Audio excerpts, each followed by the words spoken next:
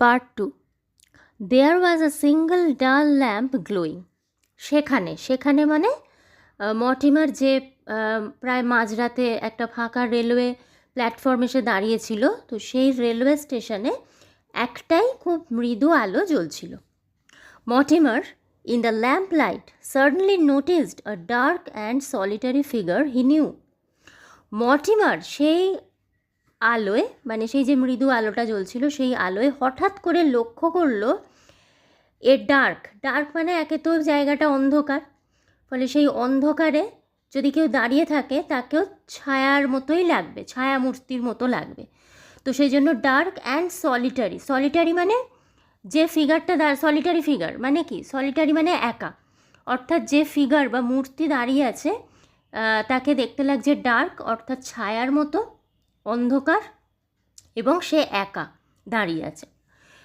এবং এই যে একা ছায়ামূর্তি দাঁড়িয়ে আছে, এই ছায়ামূর্তিকে মর্টিমার জানতো বা চিনত, অর্থাৎ এই ছায়ামূর্তি মর্টিমারের পরিচিত ছিল। It was seen on page 50 of his book in his childhood. এটা হচ্ছে তার সেই যে ছোটোবেলার সেই যে বই, যেটা সে রাতের বেলা বাবার লাইব্রেরি থেকে নিয়ে এসে পড়তো, সেই বইয়ের 50 পাতায় সে এটা দেখেছিল। The figure faced the black mouth of a tunnel. ঠিক ছবিটারই মতো এই যে ফিগার, মূর্তিটা, সেও এই টানেলের, সুড়ঙ্গের যে অন্ধকার মুখ, সেই মুখের দিকেই মুখ ফিরিয়ে দাঁড়িয়েছিল, ঠিক ছবিটার মতো। মর্টিমার্স ইনস্টিংস ওয়্যার অ্যারাউজড। তো এরকম একটা অদ্ভুত ব্যাপার দেখে মর্টিমারের ভীষণ কৌতূহল জেগে উঠল মনের মধ্যে। He walked quickly towards the figure. সে তাড়াতাড়ি সেই ছায়ামূর্তির দিকে হেঁটে গেল। And looked into its face, এবং তার মুখের দিকে তাকালো। মর্টিমার ওয়াজ শকড, এবং মুখের দিকে তাকিয়ে মর্টিমার যেন একটা ধাক্কা খেলো, প্রচণ্ড একটা ধাক্কা খেলো। He was staring into his own face, এবং সে দেখলো সে অন্য কেউ নয়, সে নিজেরই মুখের দিকে তাকিয়ে আছে। তার মানে এই যে ছায়ামূর্তি, ডার্ক অ্যান্ড সলিটারি ফিগার যে দাঁড়িয়েছিল টানেলের দিকে মুখ করে, সেটা আর কেউ নয়, সেটা যেন মর্টিমার নিজেই। কিন্তু যখন সে বইয়ে দেখেছিল ছবিটা, তখন সে সেটা বুঝতে পারেনি, কারণ সেটা ছিল শুধুমাত্র ছবি। আজকে সেই ছবিটাই, বইয়ের ছবিটাই যেন বাস্তব হয়ে তার সামনে সে নিজের চোখে দেখতে পাচ্ছে। এবং তখন সে সেই ছায়ামূর্তির মুখের দিকে তাকিয়ে দেখল যে সে নিজেরই মুখের দিকে তাকিয়ে রয়েছে, অর্থাৎ ওই ছায়ামূর্তি আর কেউ নয়, মর্টিমার যেন নিজেই। A wave of panic surged through Mortimer, এবং এটা দেখে একটা আতঙ্কের স্রোত যেন মর্টিমারের মধ্যে দিয়ে বয়ে গেল। He turned, gasped and broke into a wild run. সে পিছন ঘুরল, হাঁপাতে থাকলো, মানে সে প্রচণ্ড ভয় পেয়ে গেছে, এবং সে একদম পাগলের মতো দৌড়তে শুরু করলো। হি স্টাম্বলড আউট অফ দ্য প্ল্যাটফর্ম। প্রথমে তো সে একেবারে পরিমরি করে দৌড়ে প্ল্যাটফর্ম থেকে বেরিয়ে এলো। And রাশড down a moonlit road, এবং চন্দ্রালোকিত রাস্তার ওপর দিয়ে, অর্থাৎ রাতে চাঁদের আলো ছিল, তো সেই চাঁদের আলোয় রাস্তাটা যেটুকু দেখা যাচ্ছে সেই রাস্তার উপর দিয়ে সে পাগলের মতো দৌড়তে লাগলো। He could hear the echo of his own footsteps behind him, এবং ওই ছায়ামূর্তি যেহেতু সে নিজেই, ফলে সে ভয়ে পালাচ্ছে, কিন্তু সে শুনতে পারছিল তার পিছনে ছুটে আসছে যেন তারই নিজের পায়ের যে শব্দ, সেই শব্দের প্রতিধ্বনি যেন ছুটে আসছিল। প্রতিধ্বনি ব্যাপারটা কি, কোনো একটা আওয়াজ হওয়ার পর যদি সেই আওয়াজটা আবার আমরা শুনতে পাই, সেটাকে প্রতিধ্বনি বলা হয় বা ইকো বলা হয়। তো এবার ও পালাচ্ছে, তার মানে ধরে নেওয়া যাচ্ছে তাকে তাড়া করে আসছে কে, তারই আর একটা যেন রূপ, মানে সে নিজেই যেন নিজেকে তাড়া করে আসছে, এবং সেই যে তাড়া করে আসছে তার পায়ের শব্দটা মর্টিমার শুনতে পাচ্ছে।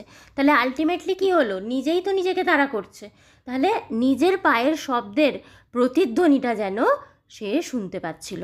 The footsteps were steadily gaining on him, এবং তাকে তাড়া করে আসছিল যে পদধ্বনি বা পায়ের শব্দ, সেটা যেন খুব স্টেডিলি, মানে কি দৃঢ়ভাবে, মানে খুব দৃঢ়তার সাথে মর্টিমারের মনে হচ্ছিল পিছনে যে আছে সে খুব দৃঢ়তার সাথে ছুটে আসছে এবং প্রায় তাকে ধরে ফেলবে, এরকম মর্টিমারের মনে হচ্ছিল।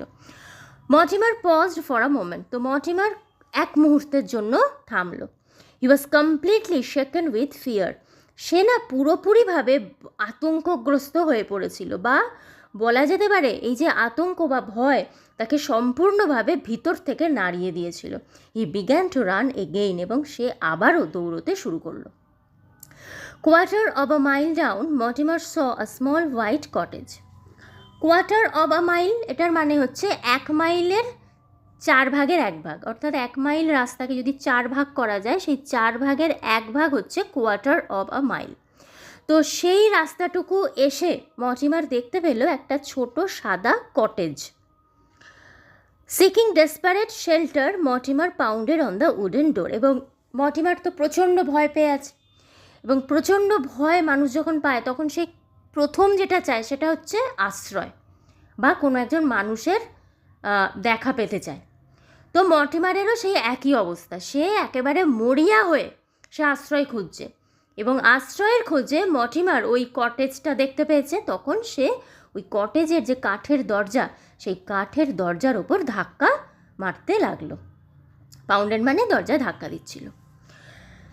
হি heard heavy footsteps coming down creaking stairs, তারপরেই সে শুনতে পেল একটা ভারী পায়ের শব্দ, যেটা নেমে আসছে, বোঝা যাচ্ছে সিঁড়ি দিয়ে নেমে আসছে, এবং সিঁড়িটা কীরকম ক্রিকিং, অর্থাৎ অনেক সময় কাঠের যে বাড়িগুলো হয় কটেজ বা পুরনো বাড়িতে কাঠের সিঁড়ি যেগুলো হয় সেখান দিয়ে হাঁটাচলা করলে বা ওঠানামা করলে একটা মচমচ করে শব্দ পাওয়া যায়, এটাকেই বলা হচ্ছে, এই শব্দটাকেই বলা হচ্ছে ক্রিকিং।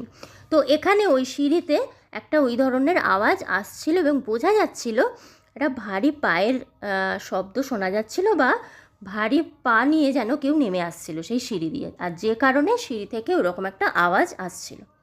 দ্য ডোর ওপেন্ড, দরজাটা খুললো, and a shadowy figure stood with a candle, এবং দরজাটা খুলতেই দেখা গেল দরজার ওদিকে দাঁড়িয়ে আছে একটা ছায়ামূর্তি, হাতে ক্যান্ডেল নিয়ে, অর্থাৎ মোমবাতি হাতে নিয়ে একটা ছায়ামূর্তি দাঁড়িয়ে রয়েছে।